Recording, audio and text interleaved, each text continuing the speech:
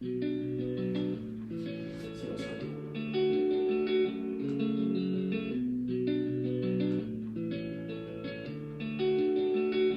de Paul aux Philippiens, chapitre 3. Au reste, frères, réjouissez-vous dans le Seigneur.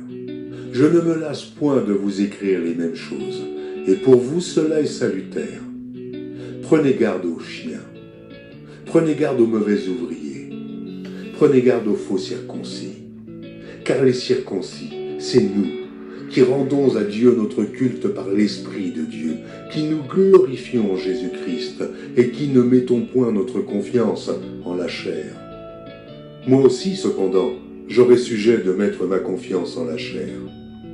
Si quelque autre croit pouvoir se confier en la chair, je le puis bien davantage, moi, circoncis le 8e jour de la race d'Israël, de la tribu de Benjamin, hébreu, né d'hébreu, quant à la loi, pharisien, quant aux zèles, persécuteur de l'Église, irréprochable à l'égard de la justice de la loi. Mais ces choses qui étaient pour moi des gains, je les ai regardées comme une perte à cause de Christ. Et même, je regarde toutes choses comme une perte à cause de l'excellence de la connaissance de Jésus-Christ mon Seigneur, pour lequel j'ai renoncé à tout, et je les regarde comme de la boue, afin de gagner Christ, et d'être trouvé en lui, non avec ma justice, celle qui vient de la loi, mais avec celle qui s'obtient par la foi en Christ, la justice qui vient de Dieu par la foi, afin de connaître Christ et la puissance de sa résurrection et la communion de ses souffrances, en devenant conforme à lui dans sa mort, pour parvenir, si je puis, à la résurrection d'entre les morts.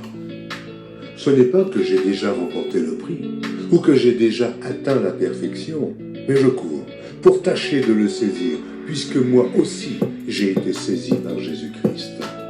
Frère, je ne pense pas l'avoir saisi, mais je fais une chose, oubliant ce qui est en arrière, et me portant vers ce qui est en avant. Je cours vers le but pour remporter le prix de la vocation céleste de Dieu en Jésus-Christ. Nous tous donc qui sommes parfaits, ayons cette même pensée.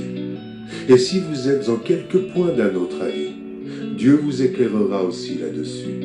Seulement, au point où nous sommes parvenus, marchons d'un même pas. Soyez tous mes imitateurs, frères, et portez les regards sur ceux qui marchent selon le modèle que vous avez en nous. Car il en est plusieurs qui marchent en ennemis de la croix de Christ. Je vous en ai souvent parlé, et j'en parle maintenant encore en pleurant. Leur fin sera la perdition. Ils ont pour Dieu leur ventre. Ils mettent leur gloire dans ce qui fait leur honte. Ils ne pensent qu'aux choses de la terre.